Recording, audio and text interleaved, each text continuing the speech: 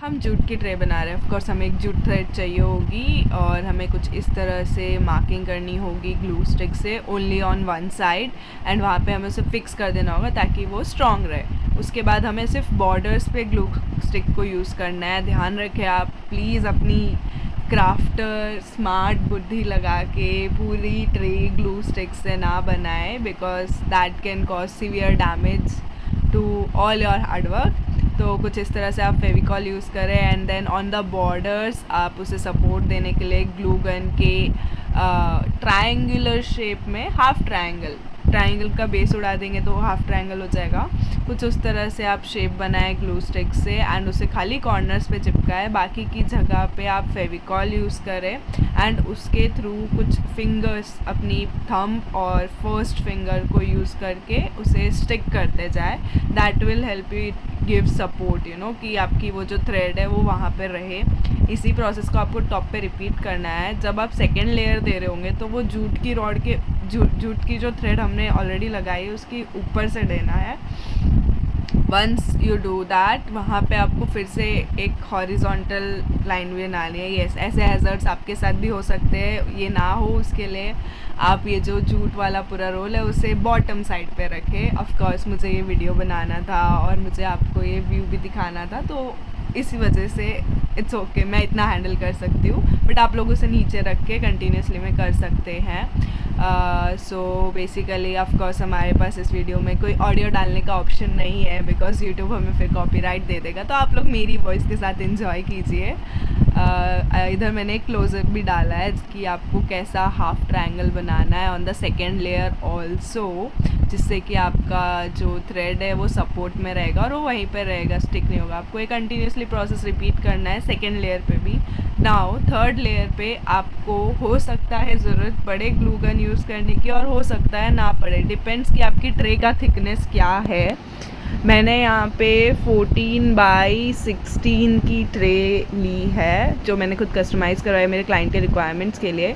Basically मैं ये करने की कोशिश कर रही थी कि मुझे थर्ड लेयर पे ज़रूरत ना पड़े, बट एज़ यू सी मुझे ज़रूरत पड़ेगी बिकॉज मेरा थ्रेड ने मेरे को धोखा दे दिया है। So that's how you will need to use it on the third layer as well.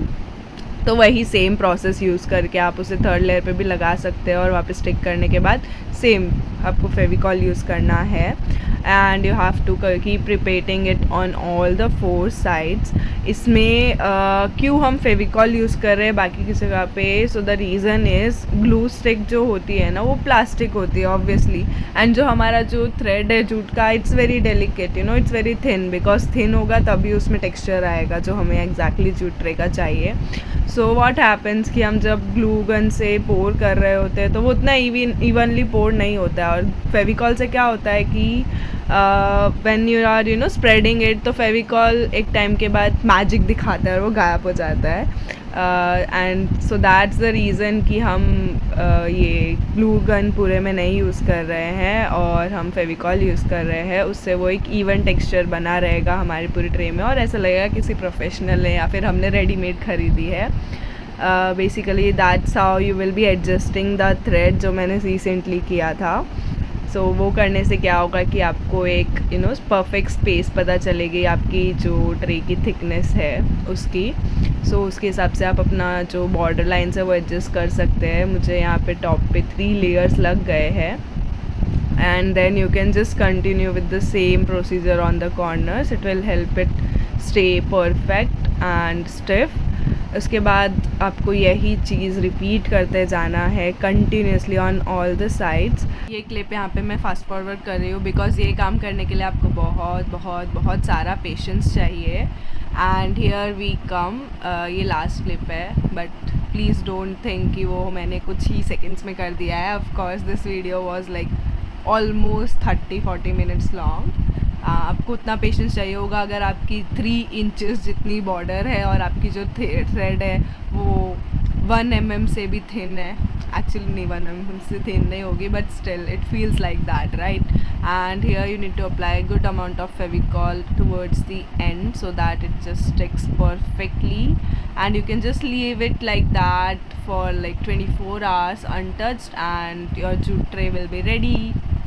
Thank you.